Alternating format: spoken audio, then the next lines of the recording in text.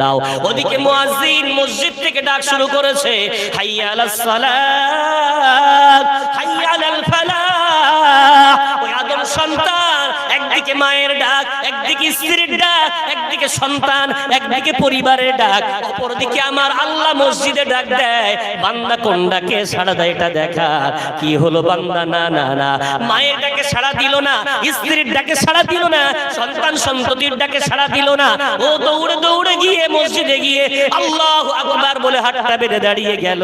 আমার আল্লাহ আরশ আজিম থেকে চিৎকার করে করে বলে, ও ফারিস্তারা দেখো না, দেখো না, তোমরা কেউ দাঁড়িয়ে দাঁড়িয়ে তো নামাজ পড়তেই আছো, কেউ তো রুকুতে আছেই তো আছো, কেউ তো সিজদায় আছোই তো আছো, কিন্তু তোমাদের স্ত্রী নাই, তোমাদের সন্তান নাই, তোমাদের পরিবার নাই, তোমাদের পিছু টান নাই, তাই তোমরা ইবাদত করো।